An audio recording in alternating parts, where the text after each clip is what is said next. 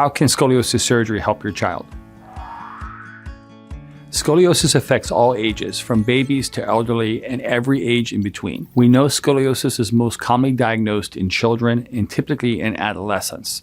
The condition's most prevalent type is something called adolescent idiopathic scoliosis, which is typically diagnosed between the ages of 10 and 18 years of age. And idiopathic means unknown cause. And when we look at scoliosis, there are certain parameters that have to be met in order to fulfill a complete diagnosis of scoliosis.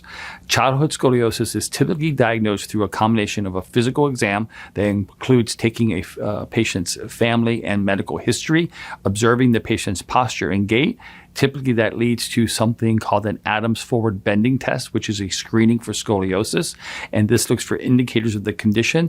And normally the physical examination typically includes a scoliometer, which is looking for angle of trunk rotation to see if that exists in the thoracic or the lumbar spine. If there's any indicators for scoliosis, that normally warrants further testing.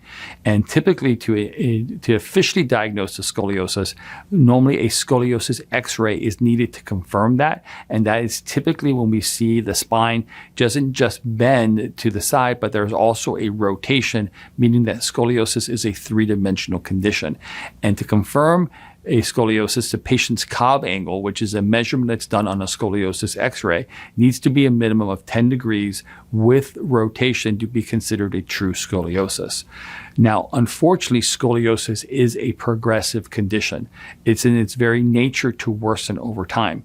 We don't always know what triggers the initial onset of idiopathic scoliosis in children. Like I mentioned, it means it's unknown cause, but we do know what triggers its progression. And normally what triggers its progression is growth. And so therefore, children are at the most risk for rapid progression because during adolescence, they go through puberty. And because of its rapid, unpredictable growth spurts, they're at most risk for rapid phase progression. I've seen curves progress during growth phase 20 degrees as little as 6 to 8 weeks. I've seen curves change 60 degrees in 6 months untreated. And therefore, we know scoliosis can range in severity from mild to moderate to severe to very severe, depending on what they measure the Cobb angle. And these changes can be relatively quick.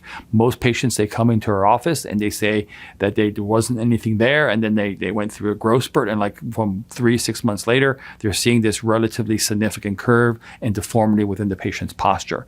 And we know that scoliosis surgery isn't always needed in treating a scoliosis, but every case is unique. And even though many cases don't require surgery, if curves progress to a significant state, they may be recommended surgery. And surgery is where they perform something called spinal fusion. They're actually fusing the spine together. And what we like to focus on is something called a modern conservative treatment option, which is a non-surgical treatment alternative.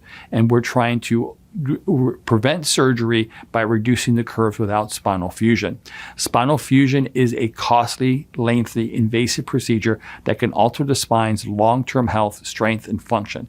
And therefore, it should be considered carefully before heading into spinal fusion, because there's many things that you can change in your life, but spinal fusion is not one of them. Once spinal fusion is performed and the rods are put in and the bone grafts taken place, the spine is going to be fused for the rest of that person's life. And spinal fusion involves fusing the curve's most tilted vertebra to the most tilted vertebra on the top to the most tilted vertebra on the bottom into one solid bone. And if the person has multiple curves, this can include a very wide area of their spine. It could be 12, 13, 14 different bones. Rods are typically attached to the spine. They'll hold it in place while the spinal fusion is taking hold, meaning the bone grafts. And pedicle screws are normally placed into the pedicles of the spine to hold the spine in place. And spinal fusion is performed with really the goal at trying to stop progression during growth, because the person is still growing and therefore still worsening. And therefore, they're concerned about this. So the goal is to stop progression. However, most of the time, spinal fusion can reduce the size of scoliosis, but understand that there are risks associated with spinal fusion. The one thing is that the spine is still growing, and there's no guarantee that it can stop progression. In fact, the earlier it's performed in a child's life, the more likely they are to grow out of the curvature or grow out of the surgery, meaning they may continue to worsen. worsen above and below the rods. They may require a second surgery because as they fuse the spine, they inhibit growth in that area. So therefore, that may require a surgical release. So therefore, they can refuse the spine.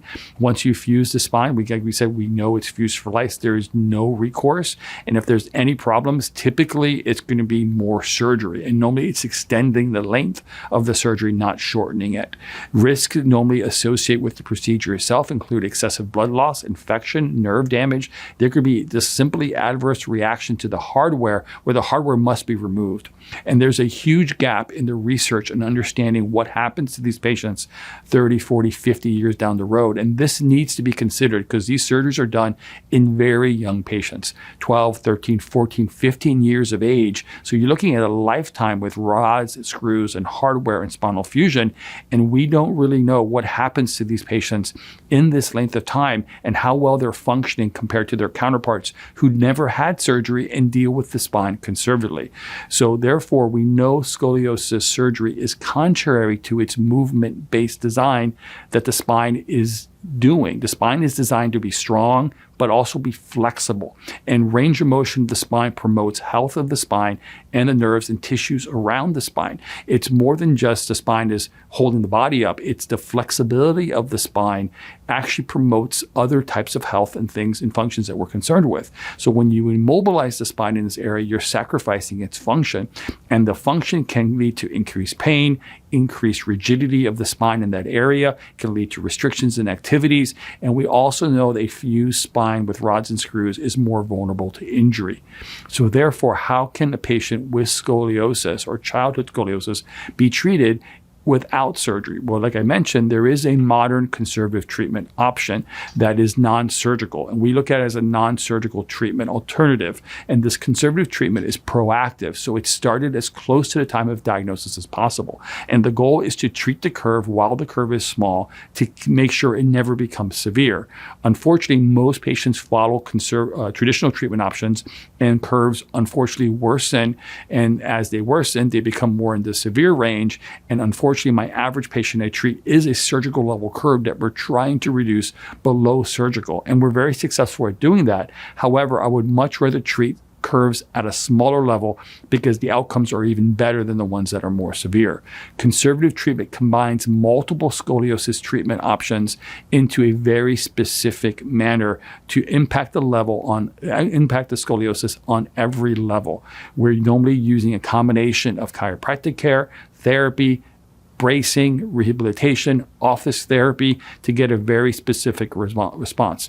Chiropractic care typically involves chiropractic adjustments, and these adjustments are performed on a structural level to help realign the spine back into its most normal position. Physical therapy and scoliosis-specific exercises are normally designed to help strengthen muscle tissue, and is typically done in an asymmetrical manner to increase the strength of the spine optimally to help stabilize the scoliosis and help encourage the postural alignment and communication between the brain and the body. We also use in-office rehabilitation that can be used to help mobilize areas of the scoliosis that become stiff. And these can be using different types of therapies and rehabilitations to help improve the spinal flexibility to make the spine more receptive to something we call corrective bracing. Corrective bracing is particularly effective on growing patients, can be really effective on any type of patient with scoliosis by pushing the spine into a more corrected position, but also by remodeling the body and the rib cage, so therefore the torso can appear more symmetrical. If we can do all those things, majority of the time we're going to reduce the scoliosis, stabilize that reduction, and end with a smaller curve than when we started with. And to me, that is really truly reducing the size of curve in a functional way, and that is really improving the spine in a structural way, so to actually reduce the size of scoliosis without spinal fusion, which is going to impose limitations and concerns over somebody's entire life. Here at Scoliosis Reduction Center, we are very proactive when it comes to scoliosis treatment to try to achieve corrective results to avoid the risk associated with surgical treatment. Parents need to ensure that they're aware of all treatment options available, because how a childhood scoliosis is addressed in the beginning will shape the long-term spinal health, strength, and function of really their everyday life for the rest of their life. Thanks for watching. I hope you found this information helpful. If you'd like to hear about other topics and information on scoliosis, type in the comments below and let us know. And finally, subscribe and hit the bell icon to be notified of when we publish content. Thanks.